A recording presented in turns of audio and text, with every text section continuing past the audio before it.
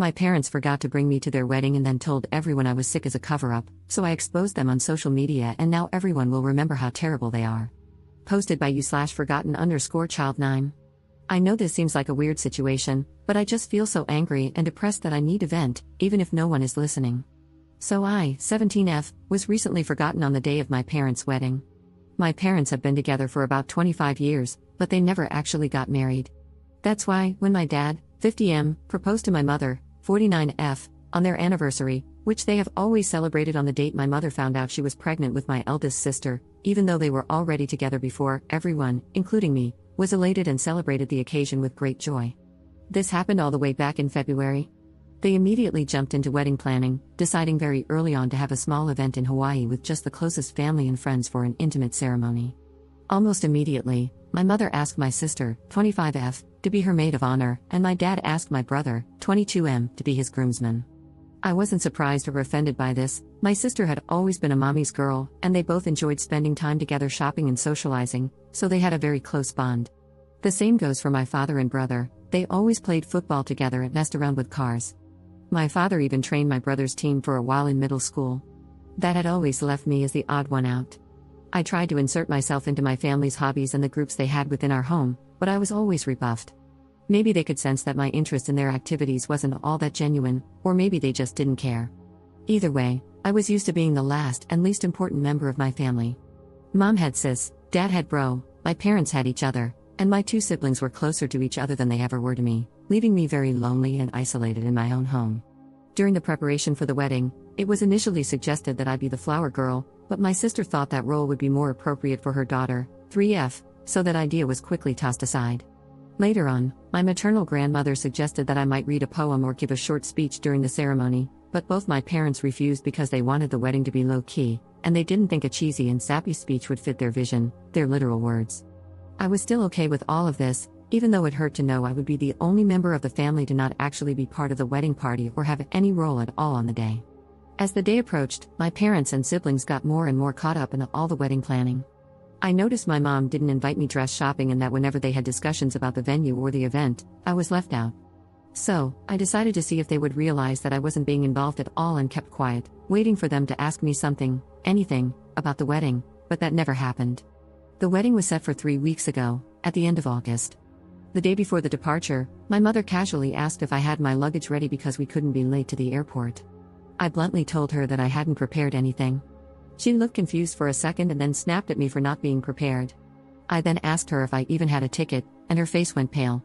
Yep, they hadn't even bought me a ticket, and I'm not even sure if I had a room or any accommodations once there. Even though I was the only person in my family without a stable income, I work as a part-time babysitter. My parents had bought first-class tickets for my siblings and a couple of other friends attending the wedding but had forgotten me. My mom told me not to make a big deal out of it and that they could just find me a low-cost, last-minute ticket from a cheap airline, but I just replied by asking her, "Then what? Do I even have a dress for the ceremony?"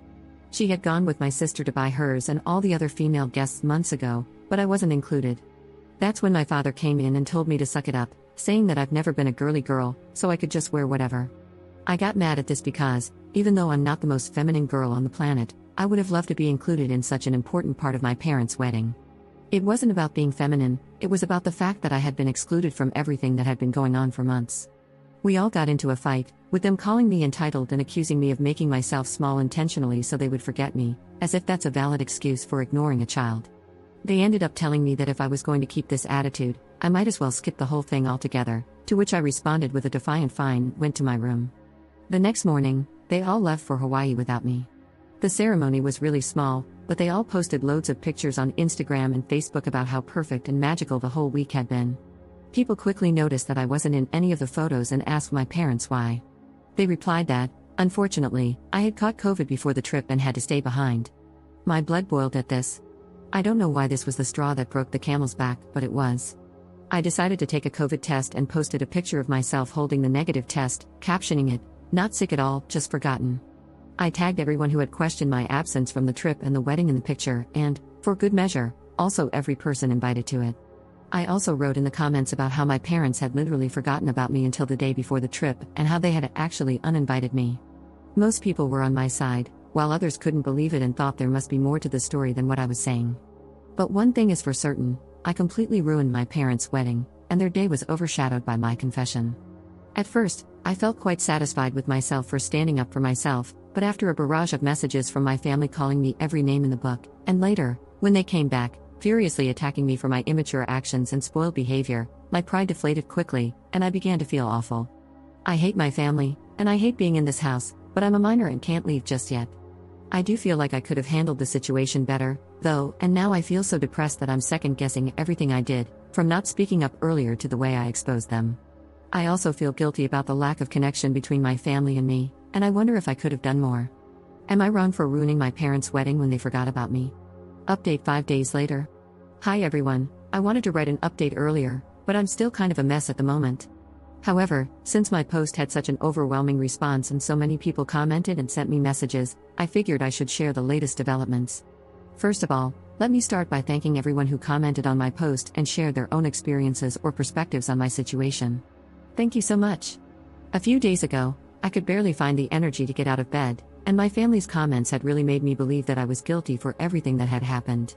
But after seeing the responses to my post and all the support you guys gave me, I felt somewhat reaffirmed in my actions and feelings towards my family. I'm still fighting feelings of guilt and depression, but whenever I start to spiral, I think about how much this community of strangers has had my back, and I try to calm myself down with your words. Thanks to your input and advice, I finally decided to call my grandma and tell her the full story. Just to clarify a point before going on, I mentioned this in the comments, but I feel like I should put it here too. My grandma, 77F, did not attend the wedding. She lives several states away and has mobility issues, so she doesn't travel anymore. We visited her around Easter, and that's when she suggested I might read a poem at the ceremony, but that was the last time I saw her in person before all this. She's always been very loving to me and has called out my parents in the past for their favoritism. However, it's hard for her to play a more active role in my upbringing since she lives so far away. I'm also always worried about bothering her due to her age and health condition. She had a minor stroke a few years back and is now back to normal, but I still worry. Anyway, I called her and laid out everything that had happened with the wedding, including how my parents didn't even buy me a ticket to go with them. She came to the same conclusion that most commenters did, that it was simply impossible they had forgotten and that they did it on purpose. I cried on the phone with her, sharing how I was feeling, how this has been going on forever, how I feel in the aftermath, and most importantly, about my need to get out. She was extremely sweet and comforting, telling me I had nothing to worry about because she had my back 100%. She advised me to take it easy but to make plans for my future, and she said she'd help me. After that conversation, which lasted about 2 hours, I felt better, and I decided to follow her advice and start figuring out plans for the next school year. I have a friend who is going to lease a studio next to our future campus. She has a great relationship with her parents but has 5 younger siblings and wants to be more independent, which is why she decided to move out. I asked her if I could move in with her temporarily and told her I would pay rent as soon as I got a job. She immediately accepted and reassured me not to worry about rent or anything else until I was in a better position. We had a good cry together when I told her all about my parents' wedding incident. So, this all happened a couple of days ago, and I was planning to do the update then, but my grandma called my parents and siblings to lecture them about how they were treating me. After that, my brother sent me a half-hearted apology, saying he didn't know I wasn't included and thought I wouldn't have fun on the trip. He also accused me of posting the picture just to create drama. My sister, on the other hand, berated me, claiming I keep trying to make my personal problems public and pin them on the family when they are all innocent. It's been weird with my parents ever since they came back from the trip. At first, they were furious with me, berating me, and now we've just been ignoring each other. After my grandma called them, they came into my room, telling me that if I wanted to put this whole issue to rest, I should shut up about it and that everything could have blown over by now if I had just kept quiet. I simply asked them to leave my room, and then I called my grandma again to tell her what had happened. She told me that she and my uncle had bought plane tickets to come down and see me. This is something I'm actually scared about because my grandma's health is not the best, and this kind of effort is a lot for her. I know how complicated it is for her to get on a plane, so I tried to dissuade her from coming and told her everything would be okay, but she wouldn't listen. She said she was long overdue for a conversation with my parents and that she wanted to see me.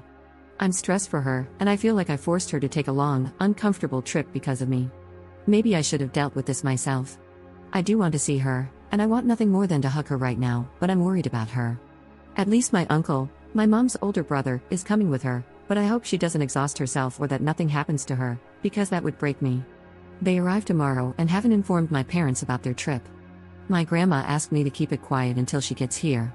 I hope she can make my parents see the mistake in their actions or, at the very least, help me break the news to them that I'm moving out soon and plan on going no contact with them. I don't know, I'm worried about her having to do so much for me and bothering her, but I also appreciate and love her so much for doing all this for me. Second update 4 days later. Hello, sorry for not updating sooner or commenting. As you can imagine, if you've seen my last posts, it's been a busy week, to say the least.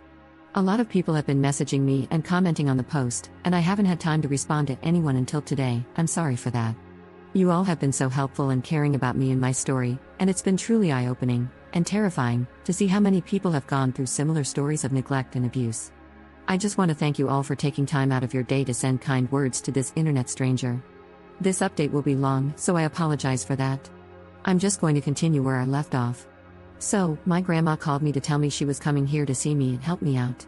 I was really stressed about it because my grandma has a hard time traveling, so for her to take this trip meant she'd be under enormous stress, and I felt responsible since I was the one who called her. She arrived early Monday morning with my uncle, and I went to pick her up at the airport. Not gonna lie, it was a very intense and emotional moment. As soon as I saw her, I ran into her arms and broke down sobbing. I don't even know if I managed to say anything because I was crying so hard, and I had so many things I wanted to tell her. Thank you for coming, thank you for being so good to me, for having my back. I'm sorry for making you take this trip. I feel awful at home. I don't know if my parents love me, but I know you do. Am I an affair child? All of these thoughts, plus the guilt and anxiety, hit me all at once when I saw her, but she held me tight, telling me everything was going to be okay. My uncle hugged us as well. I don't know how long we stayed like that, but it must have been a while until my uncle gently told me we should get going. We grabbed a cab and went to their hotel. My grandma had teary eyes, and I could feel her breathing heavily, which scared me, but she kept hugging me and smiling the whole way. She had reserved a double room so I could stay with her for a few days. Once they were settled in and I had calmed down, we sat down, and I poured everything out for them. I told them about the years of neglect and emotional abuse, how miserable I had felt after the trip, but also how I'd been feeling that way for years. I explained how my parents were trying to make me feel guilty for everything that had happened, how scared I was about my future, but that my number one priority now was to move out of the house, even if it came at the expense of my schoolwork. I also told them I had made arrangements to move in with my friend and was looking for a job. Finally, I mentioned this post and how some people thought I might be an affair child, which had led me to start questioning that as well. It was a lot, and I could tell they were both really affected by what I was saying, but they kept comforting me and making me feel safe enough to open up. After I unloaded all my concerns, my grandma reassured me that I had nothing to worry about anymore and that she would always be here for me. First, she assured me that I was not an affair child. She told me that both my parents were thrilled when my mother got pregnant with me and that she knew cheating was a deal breaker for my mom, and she believed it was the same for my dad. According to her, the favoritism began showing when I was around 3 or 4 years old. My parents were constantly complaining about having a young kid in the house because they could take my older siblings to their activities, but not me. I was also very shy and a bit of a crybaby, which they had no patience for, and it made me different from my siblings. She told me that she knew my parents had saved more than enough for my college, they're really well off, so I had never been concerned about that until now, worrying they might pull the funds. She assured me that if they tried not to pay for my schooling, she would take care of it and wouldn't let me drop out due to money concerns. She also offered to help me with rent and give me an allowance to move out. She was very generous, and I thanked her for everything, but I also told her that this experience had been eye-opening. I never realized how privileged I had been financially all my life until now. For all their faults, my parents have pampered me financially all my life. I went to private school, have a rather large monthly allowance, and have had a credit card for years, with no objections to any of my expenses. After reading the stories here, I realized how good I've had it and how being dependent on them has made me vulnerable to losing everything. Now, I want to be independent, not just from my parents, but from everyone. I feel like I need to learn to stand on my own. Writing this, and reading about people in truly awful situations, makes me feel like I've been a spoiled brat, to be honest. My grandma insisted that I accept her help until I don't need it anymore, and I agreed, but I'm still going to look for a job and work towards becoming fully independent. We relaxed for a while at the hotel because we were all exhausted from the morning, but in the afternoon, we grabbed a cab and went to my house. My parents were extremely surprised to see my grandma and uncle with me when I walked in, but before they could say anything, my grandma told me to go pack all my essentials while they talked to them. I rushed upstairs and could hear my grandma and uncle berating my parents for everything they had put me through. At first, I heard my parents trying to defend themselves, but eventually, they quieted down. When I came downstairs with 2 suitcases and my backpack stuffed with everything important from my room, they were all in the living room. My father was beet red, and my mother was sobbing like a child. When she saw me, she extended her arms toward me, saying she was sorry, but I just said, "Save it," in the coldest tone I could muster. My dad then snapped, saying I didn't have to be a jerk, to which both my uncle and grandma immediately told him to shut up. I left the house at that moment and waited for the cab outside. At the hotel, my grandma reassured me that I wouldn't have to go back to my parents. She told me they had assured her my college tuition was never in question and that they had planned to throw me an extravagant birthday party and give me a car as an apology for the wedding mess. But my grandma saw right through it, recognizing that they were just trying to save face and coming up with these things on the spot. She made it clear that a party and a car wouldn't make up for everything they had put me through. Apparently, the moment that broke my mother was when my grandma told her that I had even questioned my paternity. My mom started crying, but my grandma told her it was no surprise, given how they had repeatedly excluded me from family events since I was a child. My grandma then told me she would ensure they made the payments to my school, but she also offered me the option to completely cut ties with them and have her cover my expenses until I could support myself. I asked her to do that. I felt bad because it's not her responsibility, but I truly don't want anything more from my parents. Although my grandma is pretty well off, she's not as wealthy as my parents.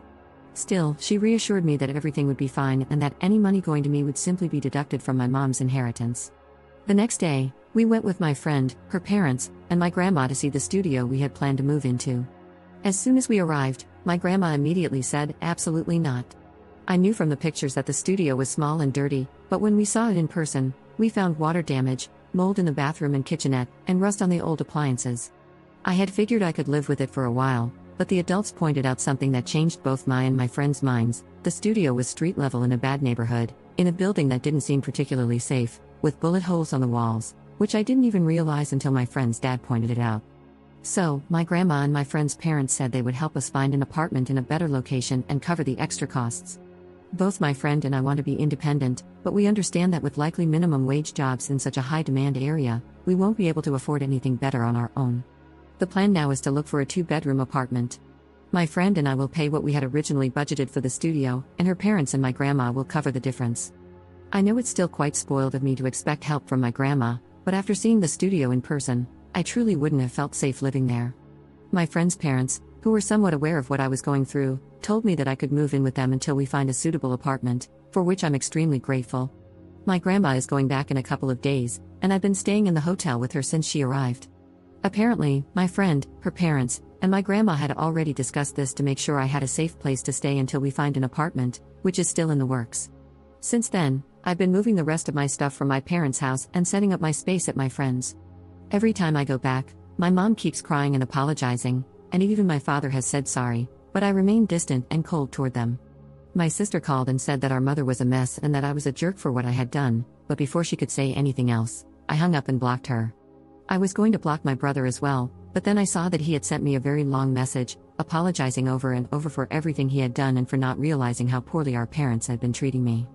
He said he's been doing a lot of self-reflection since Grandma called and realized he was wrong for assuming I didn't want to go on the trip and for just allowing our parents to exclude me for all those years.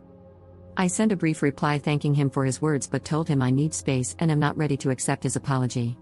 I feel like he might be genuine because he's never been nasty to me the way my sister has, just aloof. Still, I feel like I need to keep him at a distance for now. Keeping a bridge open with my family seems like the right thing to do, with everything being so fresh. Maybe in the future, he'll show me he's just as bad as everyone else, and I'll block him. But as long as he respects my boundaries, I feel better not cutting him off completely. I've also made an appointment with a therapist who specializes in neglected teens, and I have my first preliminary visit next week, again funded by my grandma. This makes me feel even more eager to find a job ASAP to take the burden off her, even though she constantly reassures me that she's happy to do all of this for me. That's where things stand right now. I'm not sure if I'll update again, maybe when I start classes or move into the apartment, but for now, I'm just trying to enjoy my time with my grandma and uncle and focus on growing, while working through the guilt and depression that have plagued me for so long.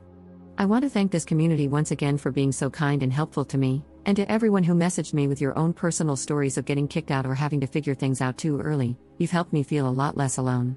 You've made me realize that things can get better if I work hard for it. I do feel a bit spoiled for having such an amazing support system with my grandma, uncles, and my friend, but you're all right, reaching out has been the best decision I could have made. Opening up to those who love me, and to all of you online friends, has truly saved me, so thank you. I'm more grateful than words can ever express.